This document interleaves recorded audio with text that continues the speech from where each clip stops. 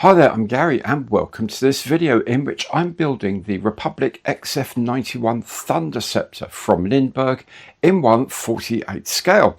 It's a bit of a vintage kit, but we can do a few things to spruce it up and it's actually not all that bad. Now, if you enjoy the video, and I hope you do, then please do remember, be sure to give it the old Imperial thumbs up on the like button, hit the notification bell and make sure you've subscribed. All of these are free and a great way to support the channel. So before we look at the kit, why don't we look at the XF-91 itself, in particular those very odd wings.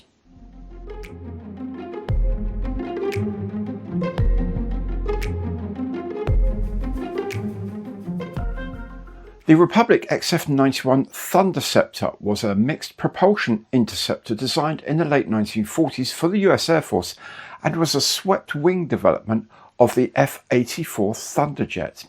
Its most noticeable feature was the inverse tapered wing, which gets thicker and broader towards the tip. Now, swept wings had a tendency at low speed for the wingtips to stall first, pushing the centre of lift forward and causing an even bigger nose-up pitch. A rash of such accidents with the F-100 Super Sabre led to this being known as the Sabre Dance. The inverse tapered wing of the XF-91 meant the whole wing stalled at the same time, making it considerably safer.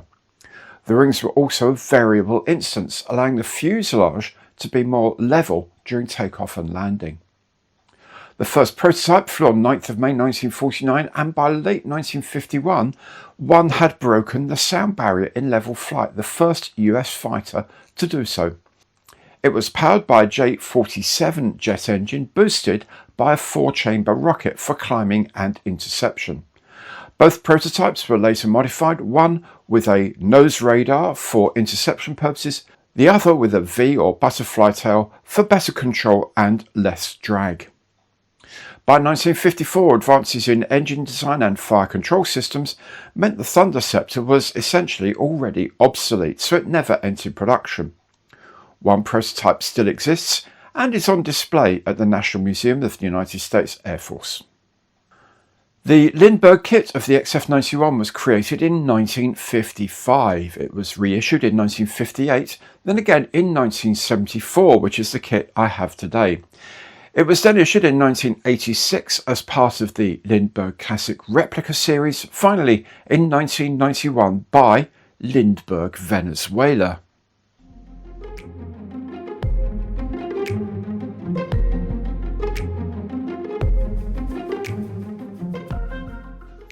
Before we start to build, here are the paints and products I used.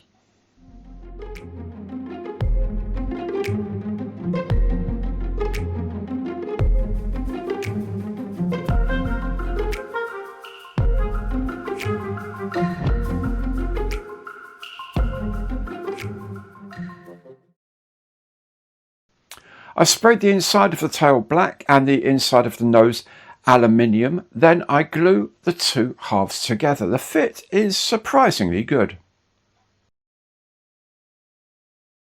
The wings come in top and bottom halves, which glue together. Now I'm going to use my own pilot figure, so I've enlarged the cockpit opening and I've tested it for fit. With the fuselage now set up, the wings can go on.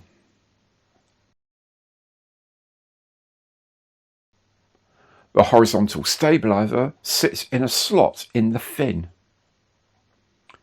Now there's a nose probe I'm fitting now. It can slot through the cockpit and sits into locating pegs inside the inlet. Next I'm going to fit the crew seat. This sits in a hole on the rear coaming, if you like.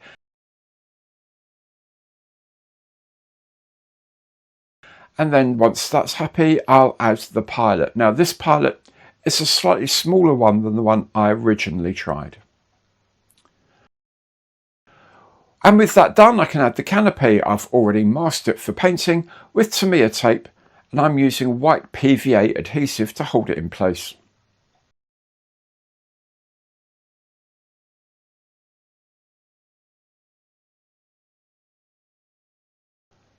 On to painting now. First thing I'm going to do is apply a gloss black primer and then all over metallic finish.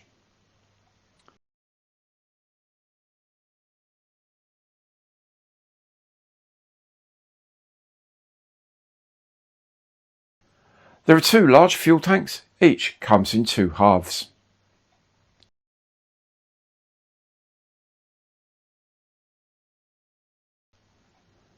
With the paint and very few decals on, I'm going to add some stores. Here are some unguided rockets. The locating holes for these are pre-drilled.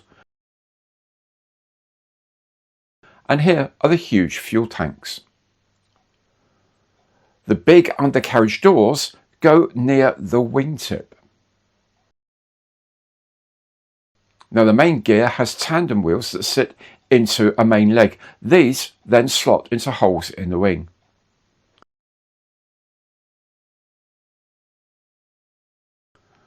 The nose wheel sits nicely on a stub axle.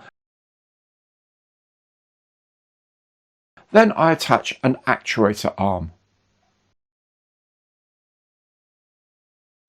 And then the nose wheel can sit in place. I'll attach the nose gear doors as well, and before you know it, the kit is complete.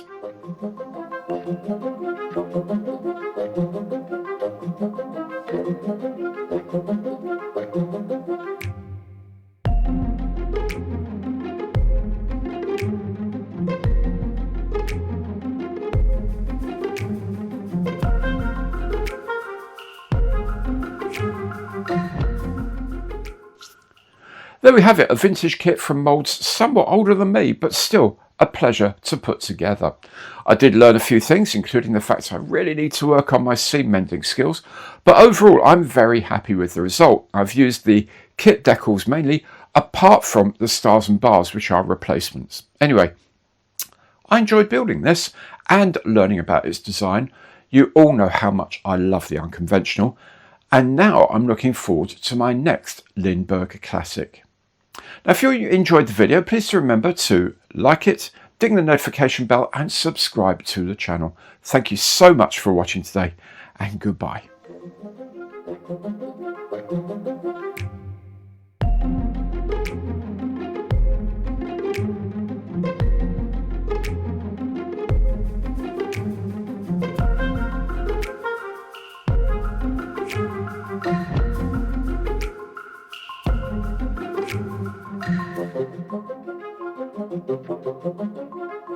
Thank you.